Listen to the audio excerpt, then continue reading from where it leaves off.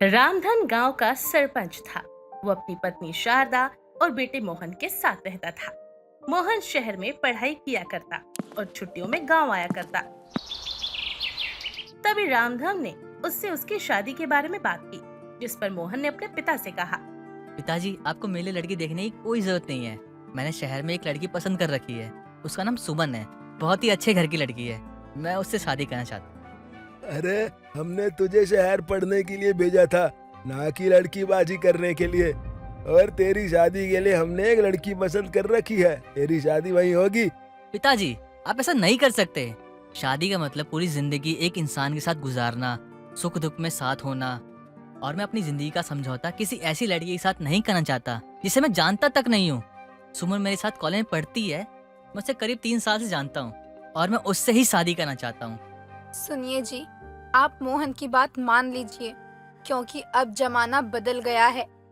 बच्चे अपनी मनपसंद जीवन साथी के ही साथ रहते हैं, तभी आगे उनकी जिंदगी कट पाती है, वरना बिन बात के घर में रोज कलेश होएगा। क्या कहा? कलेश के कारण? अरे अरे, इसकी शादी वहीं होगी जहाँ मैं चाहूँगा। अरे, इसके लिए मैं अपने उसूलों को थोड़ी बदलूंगा। आपने अभी लड़की वालों से बात नहीं करी है।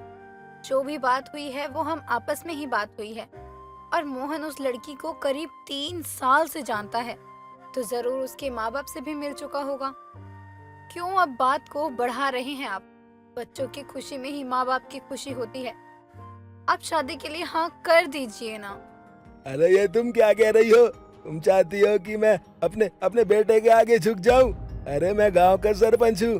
बेटा ही नहीं संभाल पाया तो गांव क्या घंटा संभालूंगा? अरे तो इस बात को गाँव में बताने कौन जा रहा है?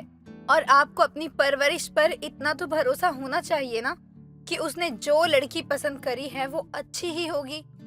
बच्चे अपने अपने जीवन में खुश रहें, इससे बड़ी बात माँ बाप के लिए क्या हो सकती है। आप मेरी बात मान लीजिए। मैंने आज तक आपसे कभी कुछ नहीं मांगा। आज आपसे बच्चों की खुशी मांगती हूँ। मान जाइए ना। शारदा के समझाने पर रामधन उसकी बात मान लेता है और उसकी शादी उसी की पसंद की लड़की सुमन से करवा देता है। सुमन शहर की मॉडर्न लड़की थी और सबसे बड़ी बात ये थी कि वो बिग बॉस की बड़ी फैन थी। सुमन का दिन बिग बॉस के एपिसोड देखे बिना पूरा नहीं होता था। शादी के बाद सुमन गांव आ जाती है। गांव के लोग शहर की लड़की को लेकर काफी उत्साहित थे, लेकिन जब उन्हें पता चला कि सुमन को बिग बॉस देखने का बहुत शौक है, तो वो चौंक गए। गांव में टीवी तो था, लेकिन केबल कनेक्शन नहीं था।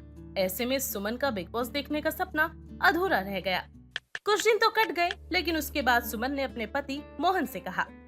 मोहन जी, अब बहुत हो गया। अब आपको मेरी बात माननी ही पड़ेगी। मैं आपसे प्यार करती हूँ, कोई गुनाह नहीं जो मुझे अपने शौक को खत्म करना पड़े। तुम ऐसा क्यों बोल रही हो? मुझसे शादी करके तुम्हारा ऐसा कौन सा शौक अधूरा रह गया? मैं अपनी तरफ से पूरी कोशिश करता हूँ कि मैं हमेशा तुम्हें खुश रख सकूं। मोहन जी, मैं आपसे दुखी नहीं हूँ, बल्कि घर के माहौल से दुखी हूँ। मुझे हर हाल में बिग बॉस देखना है और ये मेरा पसंदीदा शो है और मैं इसे मिस नहीं कर सकती। वैसे ही ना जाने कितने एपिसोड मेरे छूट चुके हैं। मुझे बिग बॉस देखना है तो मतलब देखना है। अब कुछ भी करिए, लेकिन गांव में केबल कनेक्शन की व्यवस्था करवाइए। यार, जब मैं तुम्हें बोला गांव में केबल कनेक्शन है ही नहीं, तो तुम बिग बॉस कैसे देखोगी? और मैं इंतजाम कैसे करूं इन सब का? मुझे कुछ नहीं पता। मुझे बिग बॉस देखना है तो मतलब देखना है। अगर आपने केबल कनेक्शन की व्यवस्था नहीं करी तो मैं खाना पीना सब छोड़ दूंगी। तुम कुछ ऐसा मत करो। मैं पिताजी से बात करता हूँ और तुम्हारे केबल कनेक्शन का मैं इंतजाम करके रहूंगा। मोहन के पिता सरपंच थे, जिसके कारण उसने अपने पिता से केवल कनेक्शन की मांग की। सरपंच ने गांव के विकास के नाम पर यह बात मान ली। जल्द ही गांव में कनेक्शन लग गया और सुमन का बिग बॉस देखने का सपना पूरा हो गया। गांव के लोग पहले से ही सुमन के शो को नहीं समझ पाए थे, लेकिन धीरे धीरे सुमन ने सभी को बिग बॉस का फैन बना दिया।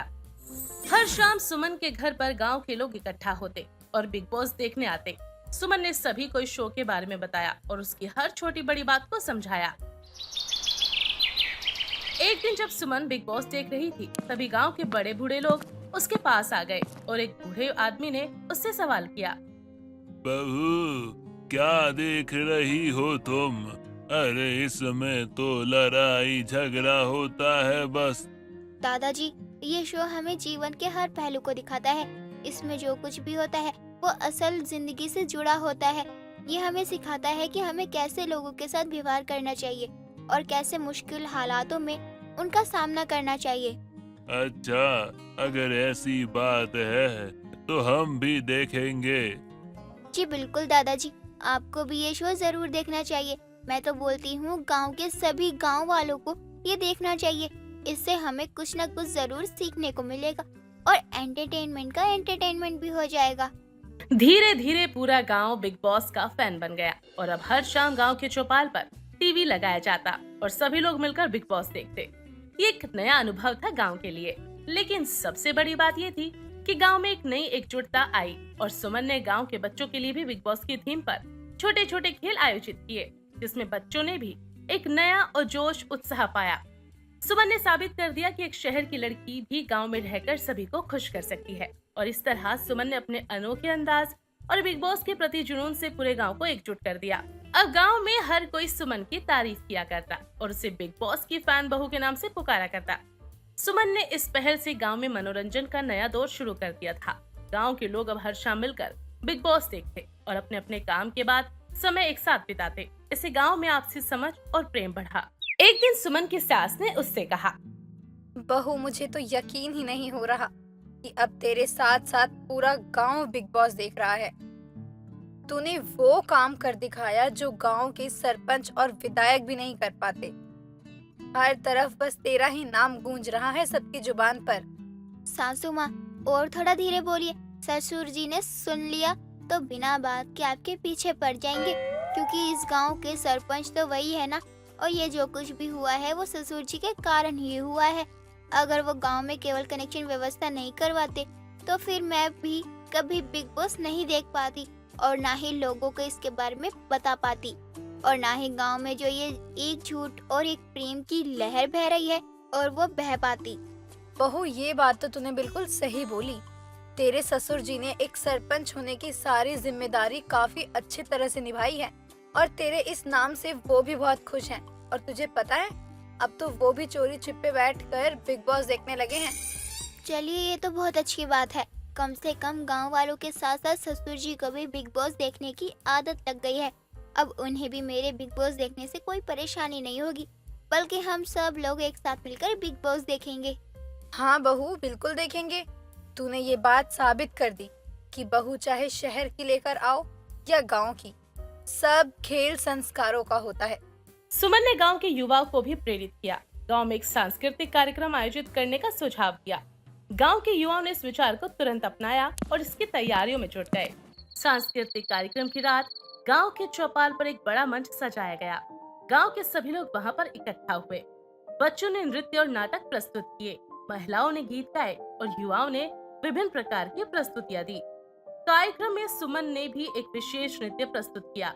ये देखकर गांव के सरपंच रामधन ने सुमन के सर पर हाथ फेरते हुए कहा, बहू, आज तुमने जो किया है उसे देखकर मैं तुम्हें बता नहीं सकता मुझे कितनी खुशी हो रही है। अरे, तुमने साबित कर दिया कि तुम सरपंच की बहू हो। तुमने गांव वालों को जीने का नया अनुभव सिखाया है।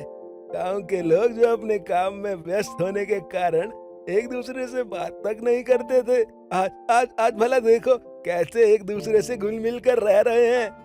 बहू, वजह चाहे कुछ भी हो, लेकिन मुझे तुम पर गर्व है कि तुम मेरी बहू हो।